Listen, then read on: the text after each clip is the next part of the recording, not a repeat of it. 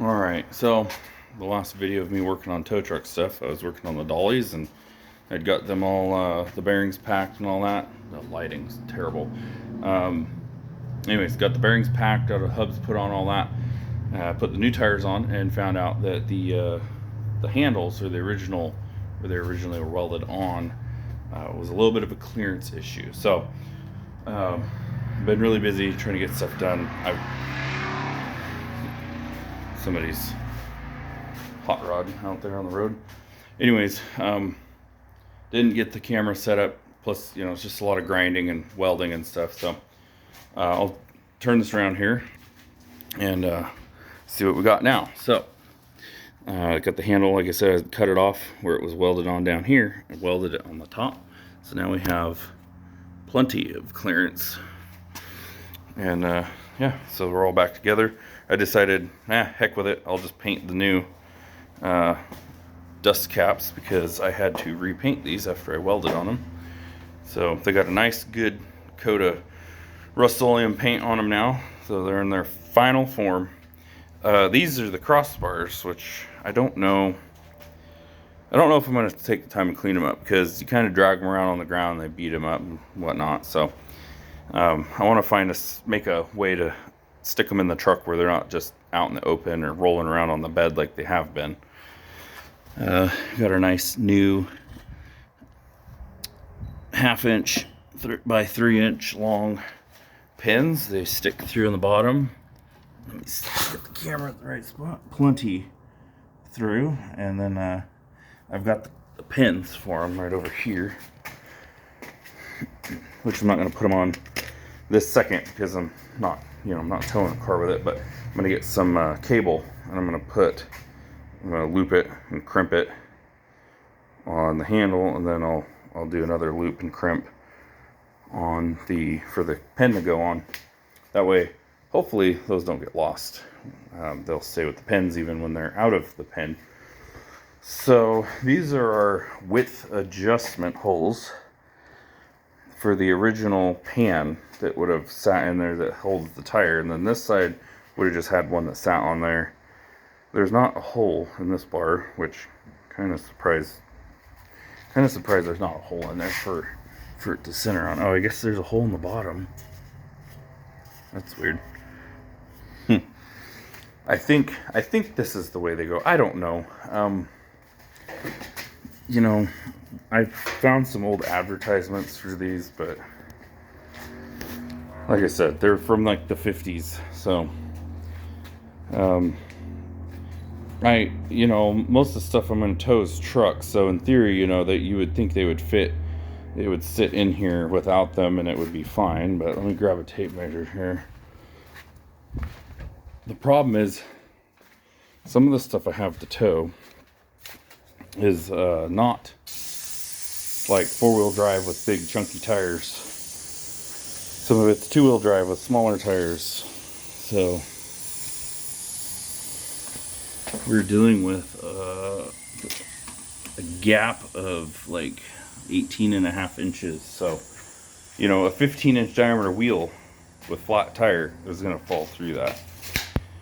I thought about getting some heavy wall or even solid bar and welding like another pin on each side, or like section that the tube goes on, but that would be a lot of work, and then it would put a twist in here which could make that fail. So I decided I'm just going to take the time, even though I don't really have it at the moment, to fabricate the little cradle things that will sit on these bars and that the tire can set on. So I'm not really quite sure how I want to make it. I was thinking of taking a flat plate and like cutting out where it's got like a hook and comes across and like a hook, and then just putting some pieces of either some square tube or angle iron, whatever I've got out here. I've got a bunch of stuff out here.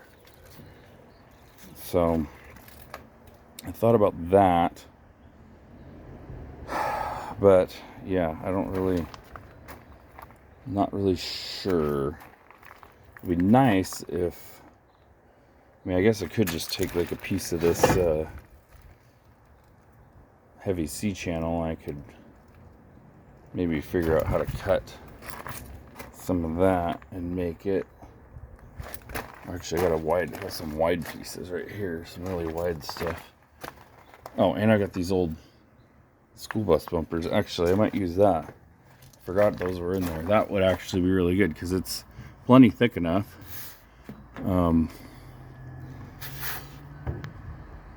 I could cut that up, or just cut it to where it sets on each side, and then put some, maybe not that angle iron, but some of this. Let's see, I think I got a big piece over here still. Maybe use some like this piece that's thicker gauge to make to reinforce the ends so they hook on really good, and then of course make pins so they can't slide.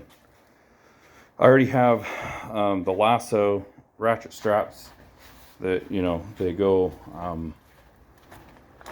they got a ring on the end, and you just pull it back through itself, and you just use a big loop, you know, and you kind of lasso the whole tire, and then it comes down, you know, right straight with your ratchet strap, ratchet. So I already have some of those, and I think the ratchets I have, I'm not sure, I think they just have a regular, like, double pronged hook. But I was thinking maybe they had the wide, kind of the more wide hook, which those handles, which also double as the tie downs, would be perfect for that. So I'm going to try to video fabricating those pieces here, and try to get some of that on video, and we'll get that worked up here, and hopefully it won't take too long, because this is already taking way longer than I wanted it to. I need to get my box van over here, get that thing going. But I also got the spacer in the fan to move it where it's right at the opening of the shroud. I got the shroud on, so that's fixed. So maybe the truck won't overheat sitting idling or get really hot. And then the other thing I got done today, we got the hooks welded on the top bar of the sling. So when I wrap my chain down, I hook and wrap, I can come straight up and hook to this and actually keep this kind of slacked off. Because bringing those chains up to these hooks at that angle, by the time we got the lift on it, it would just, it was like really hard. Like I had to really just push this thing way down where the rubber was like that to get the chain on there, to where when I lifted, it wouldn't end up putting the weight on the rubber anyways. So yeah, got those buzzed on real good. Now it's I think this is kind of more the standard on a sling. I'm sure somebody will have comments, but from the videos I've watched of people running sling trucks, or trucks with a sling to tow, I noticed all of theirs have the hook on the outside, and I noticed a lot of them don't have a rotating like bar. I kind of thought this was like a homemade thing, but there's a sticker on here. I don't know if somebody put that on there for like insurance purposes, since this was being used as a actual tow truck by a tow company for many years, or if this was a style for this sling. I have only seen one other video with somebody with a sling that has this same triangulation and the this joint here for the pivot, and I think it had more of like a modern style, longer rubber, and then the big huge piece of angle iron on the top with the big holes in it with the D-rings, or the clevis shackle things, whatever you want to call them. So I don't know, I'm trying to not get carried away and completely redo all this. I just want it to work better. See, I'm worried about this right here. You can tell it's crimped in there, and it looks like it's starting to pull out, which is what the guy warned me about when I bought it. He said, do not lift it with the straps like a normal sling truck. So I don't know, whatever, we'll figure it out as we go. But that's always important to have the really good hooks here, So if I am carrying some weight on these and they do happen to rip, the chain will catch it. And then the other thing I want to do is I want to get at least one chain, a good maybe bigger, maybe at least a 3/8. Probably should do at least a 3/8. Nice good quality chain. I want to get it where I have one to wrap here on the bar,